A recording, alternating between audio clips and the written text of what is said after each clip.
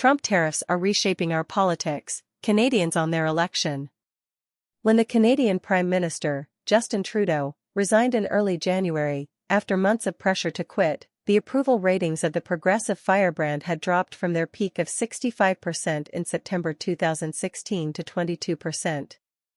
At the end of last year, the Conservative leader, Pierre Poilievre, described by many as Trump Light, was the clear favourite to win Canada's next general election, and the top pick of 45% of Canadians for Prime Minister. At the time, the three biggest issues for voters were all economic: reducing the cost of everyday items, inflation and interest rates, and access to affordable housing. The first few weeks of Donald Trump's second presidential term have changed some of that, at least for the time being. According to a new survey, dealing with U.S. President Trump is now the most important issue influencing Canadian votes, ahead of the economy. Canadian polls point to a remarkable political shift. Poilievre's predicted landslide victory appears to have vanished into thin air. His party is still predicted to win, and is still polling above its 2019 and 2021 levels of support, but Poilievre's perceived proximity to mega politics has boosted the centre-left Liberals to only a few points behind the Conservatives. The tariffs imposed by Trump are reshaping our political landscape, said Richard Nantel, a 65-year-old from Montreal, Quebec. A pro-Trump Conservative Party was predicted to win the upcoming federal election. This party is now scrambling to save what was a sure win. It's now less likely that the Conservatives will win the election. Scott Duncan, 54, a management consultant, said, "Since Trump began to threaten Canada with becoming the 51st state, the Canadians around me have become much more aligned politically." Duncan is also from Quebec, the predominantly French-speaking province that has recently had a resurging separatist movement. "People like my mom's partner, who were pro-Trump before, no longer are. I have been very surprised by the fierce Canadian nationalism displayed everywhere. Those that boasted to support Trump, colleagues at work, have quieted down for the meantime," said Nicholas Mickelson, a 35-year-old structural firefighter from Edmonton, the capital of Alberta, a province that has long been considered a conservative fortress, and where the newly minted Prime Minister, Mark Carney, grew up.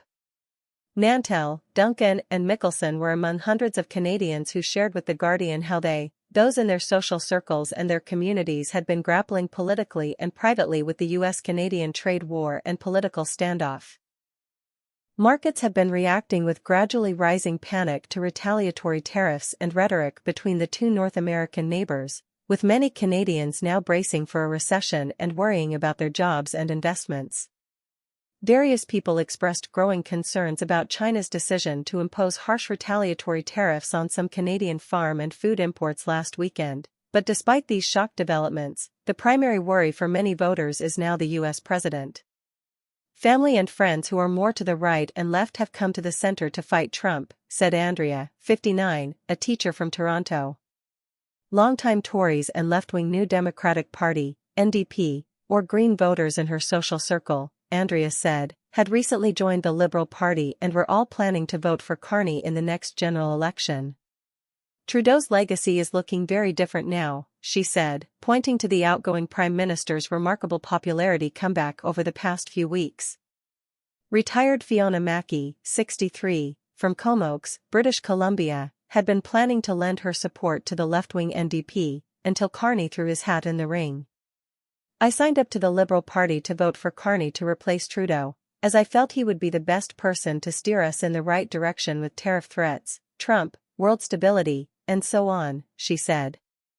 A lot of Canadians haven't yet heard of him, as he was poached by the Bank of England. "I like his views on the EU, and would be happy for Canada to join." Mackey was among many Canadians who said they felt Poilievre and his Conservatives had merely cashed in on Trudeau's unpopularity and would not stand up to Trump. Anti-Trump sentiment, she said, had united Canadians behind controversial politicians such as Doug Ford, the polarizing, right-wing populist Premier of Ontario who just won a third term after vowing to fight against Donald Trump. He was universally very popular now, Mackey felt, because he was standing up to the U.S. "I guess it's in the moment politics, he stuck his neck out for Canada. My West Coast friends who are NDP leaning like him for what he's doing for Canada at the moment."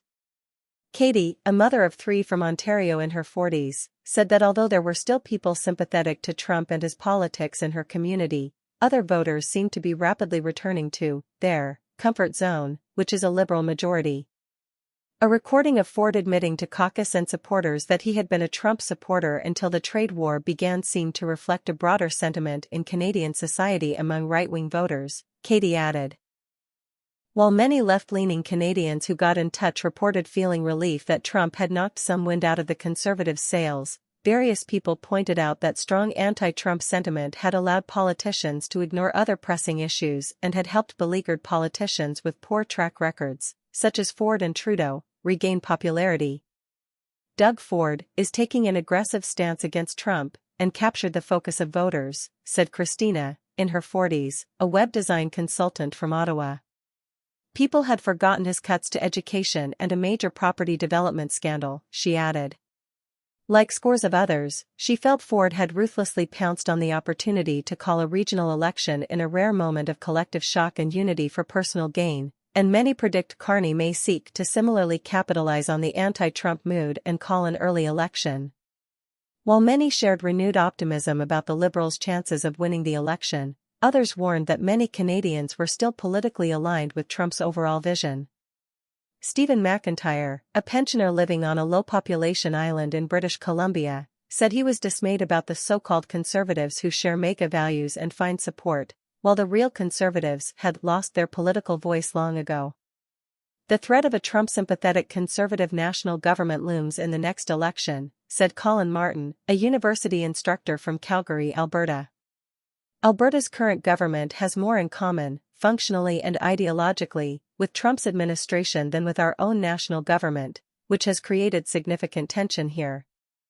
Alberta, home to most of Canada's oil and gas production, is the country's largest exporter to the U.S. According to a survey, 29% of Albertans would have voted for Trump, compared with 21% of Canadians. The Alberta Premier, Danielle Smith, who accepted an invitation by Trump to Mar-a-Lago in January, has repeatedly cautioned against tariff retaliation, in sharp contrast with other Canadian leaders. Donald Trump's comments about Canada becoming the 51st state have overnight created advocacy groups for merging with America, said John Barassa, 42, from Vancouver. There are debates on where new electoral lines should be drawn, if Canada should be a territory or a state.